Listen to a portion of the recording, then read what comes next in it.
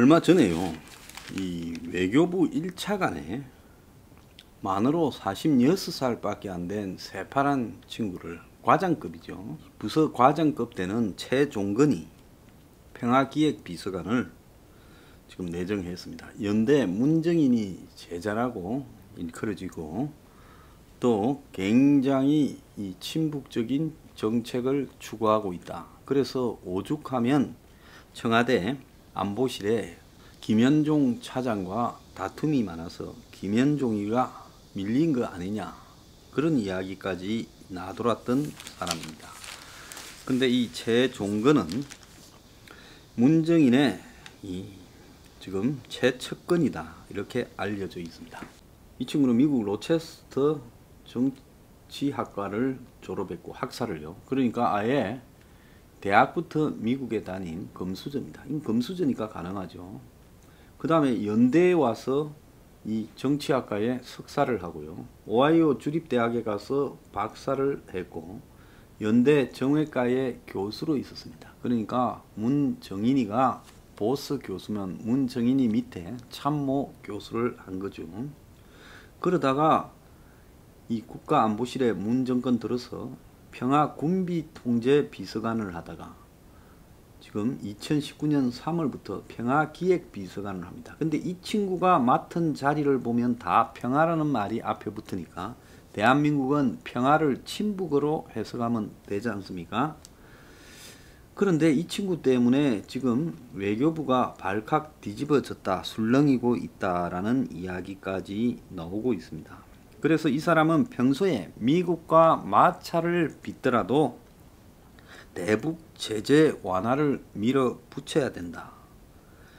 그렇지만은 미국에 대해 잘 아는 미국 변호사인 김현종은 한미 동맹과 국익에 미칠 영향을 고려해야 된다라고 실용주의 행보를 해서 두 사람이 같이 있기가 어렵다. 그래서 김현종이를 이제 쫓아내는 거 아니냐는 말이 파다했는데, 그런데 문이 김현종은 그냥 유임시키고, 아마 미국과의 이 대미 관계 때문에 유임시키고, 이 최종근이를 외교부 1차관으로 승진시켜서 보냈습니다. 그래서 자주파로 평가를 받지만은 공부는 외국에 돌아다니면서 했어요. 고등학교를 호주의 올 세인츠 칼리지 고등학교라는 데를 나왔어요. 호주의 고등학교, 미국의 대학교를 나왔고요. 그 다음에 민주당의 사드 대책위원회를 했고, 이 문재인이 대선 후보 싱크탱크에서 일하고 연세대 정외과 라인으로 지금 청와대에 합류했고, 문정인 특보 그리고 강경화, 김기정 전 안보실 2차장 등과 함께 연세대 정외과의 대표적 라인이다, 이렇게 꼽히고 있습니다. 74년생, 저보다 10살 어린 실세 창간이 등장하며 외교부가 지금 술렁술렁 한다는 거예요. 외교부만큼 지금 저렇게 서열이나 이런 거를 강조하는 데가 없는데 지금 이런 자를 외교부 차관으로 이렇게 냈다. 이거는 문이 북한하고 딜을 하는 부분에서 이 채를 써가지고 흔들어 보겠다라는 겁니다. 최종근이가 이런 사고를 가진 것은 거의 문정인이의 영향을 너무 받아서 그렇다는데요. 어제 첫 출근을 했는데 이 출근길에 기자가 지금 동맹인 미국의 영향이 외교부에 강한데 그걸 흔들어 제끼기 위해서 외교부로 가는 것 아니냐 하니, 저는 그런 말에 대해서는 말하지 않겠다고 하고 한미 워킹그룹 해체를 하겠다라는 것 아니냐라고 물어보자 들여다 보겠다, 이렇게 말하면서 크게 부정을 하지 않았습니다. 그래서 이런 그야말로 철도 모르는, 공부는 호주에서 미국에서 다 하고 의식은 친북 좌파적 속성을 가지고 있는 가장 위험한 인물이죠. 그래서 이런 인물이 지금 사실상 외교부에 와서 청와대 직속 연락을 하면서 어차피 얼굴 마담인 강경화를 더 마담으로 만들고 지가 다 주도해 나가겠다. 이런 쪽으로 해석되고 있습니다. 어제요, 외교부에서 최종건이가 한미 워킹그룹을 해체할 거냐라는 게 지금 초미의 관심사인데, 이인영 통일부 장관하고 해리스 미 대사가요 둘이 만났습니다. 그래서 이 둘이 만나가지고 워킹그룹 문제를 놓고 신경전을 벌였다고 합니다. 그래서 이인영이가 이 워킹그룹이 남북 관계를 제약한다면서 역할 재조정을 이야기하자 해리스 대사가 워킹그룹의 효율성을 내세우며 바로 맞받아쳤다고 합니다. 그래서 남북이 빨리 그냥 이 평화로 가겠다라는 것과 미국은 그래서는 안 된다라고 하는 부분이 부딪혔다라고 해석이 되는데요. 자, 미국 측의 입장에서는 문이 지금 이인영이 최종건이부터 이 강성들 박지원이까지 이 라인을 깔아가지고 이제 미국과 관계없이 남북 관계를 밀고 가겠다. 그것이 지금 문이 다른 부분에서 흔들리지만 않으면 가겠다는 겁니다. 그런데 부동산에서 경제에서 코로나가 지금 문을 흔드니까 문이 앞으로 가는데 조금 지장을 받고 있다는 거죠. 자, 워킹그룹을 해체하겠다라는 말은 무슨 말인가 하면 이 워킹그룹은 문이 2018년부터 북한과 거래를 하기 시작하자 미국이 문이 북한에 뭔가를 줄 것이다라고 보고 못 주게 하기 위해 사전에 통제를 하겠다는 겁니다. 근데 워킹그룹을 뛰어넘고 해체시키겠다면 미국은 이제 세컨드리 보이콧을 한국에 할 수밖에 없다라고 지금 진행이 되겠죠. 지금 한미가요 이름 없는 서로 훈련을 하고 있습니다. 연합훈련을요. 그래서 미국에서 B1B가 오고 B2 스텔스 폭격기 등이 오고 하는데 이 이름이 없습니다. 그래서 한미가 각자 따로 지하시설에서 지금 훈련을 하고 있어요. 그래서 16일부터 28일까지 하반기 연합 본 훈련인 전시훈련을 하는데 여기에 수방사 문서고와 성남 CP 탱고를 이용하지 않을 걸로 알려지면서 한미가 각자 평시 지하시설에서 따로 훈련하는 방법으로 한다는 겁니다. 그러니까 각자 전시지소가 있어서 거기 가서 전시지 훈련을 해야 돼요. 원래 옛날에 8월 말쯤 되면 한미가 하는 훈련이 있었지 않습니까? 얼지 훈련부터 이 같이 연결되어 있는요.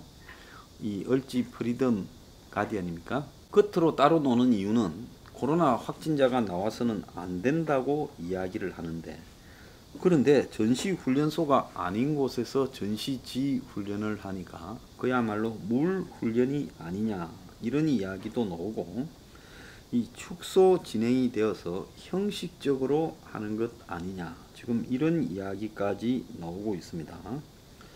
그래서 이미 11일부터 한미연합훈련의 사전훈련격인 위기관리참모훈련을 하지만은 훈련 명칭이 없어서 이름도 없는 훈련을 둘이서 하고 있습니다.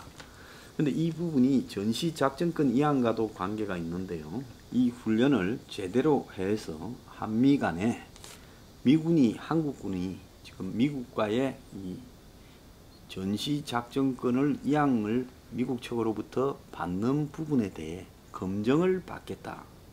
그래서 그 단계에 들어있는 훈련이었습니다. 그래서 전시작전권 전환을 할 준비가 되어 있으면 미국이 한국에 주겠다는 거예요.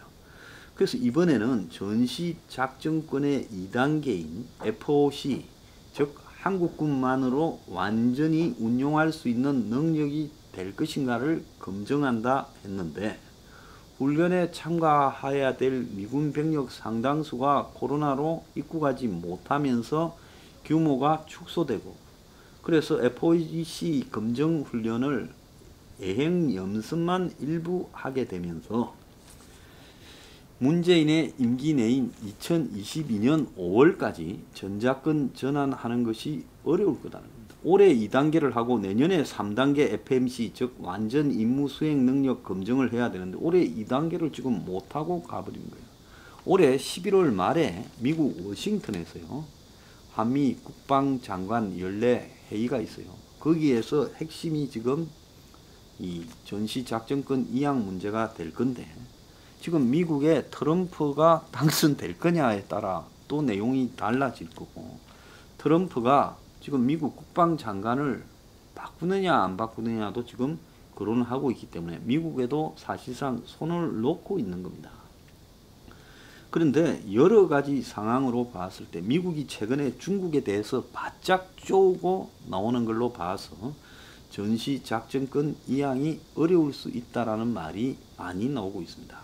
자, 그런데 지금 미국의 정권 교체 타이밍이 만약에 된다면, 이번이 트럼프가 진다면 11월 달부터 1월 중순까지 미국의 이 정치 권력이 공백 상태가 있는 상황에서 중국이 대만을 공격할 거다, 이런 이야기가 나오고 있습니다. 그래서 중국이 기습적으로 대만을 차단하고 대만에 지금 간첩들을 시켜서 대만 내부에 혼란을 일으키고, 그런 상황에서 중국을 도와달라고 대만 내부에서 요청이 나오게 만들고, 그 핑계로 중국이 대만으로 기습할 거다. 그래서 대만을 장악해놓고 차이잉원을 몰아내고 괴뢰 정부를 홍콩처럼 세우게 될 거다. 그런데 미국이 이때 이 정권의 교체기에 이제 그야말로 관심이 없는 상황에서 떨어진 트럼프가 이 결단을 하지 못하고 우물쭈물하는 사이에 대만이 중국에 이렇게 먹혀버릴 수가 있다는 겁니다. 그래서 대만이 지금 긴장을 바짝 하고 있는데, 미중의 군사적 충돌이 지금 가능성이 매우 높다는 거예요. 중국이 지금 경제도 안 좋고 이런 상황에서 시진핑이 통제력을 유지하기 위해서 제한적인 충돌을 대만이나 한반도에서 할 가능성이 굉장히 높아지고 있다는 겁니다. 그래서 대만에서는 지금 충돌을 하지 말라고, 핑계를 주지 말라고 대만군을 단속을 굉장히 하고 있어요. 근데 미국의 전직 관리들이 지금 시진핑이 미국 대통령 취임식 직전에 대만을 공격할 거다, 그래서 1월 초에 12월 말에 그렇게 할 가능성이 매우 높다라는 이야기까지 나오고 있습니다. 자, 이 과정에서 지금 미국 국방부 보고서에 따르면 북한의 핵무기가 최대 60개가 있고 화학무기가 5,000톤이 있어서 세계 3위의 지금 군사력을 가지고 있다.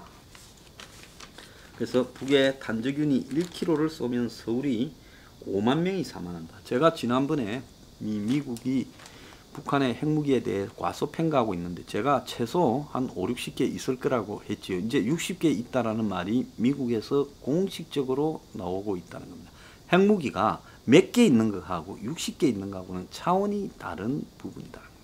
자, 한반도 긴장이요, 올 연말을 이렇게 기해서 굉장히 높아질 수 있다.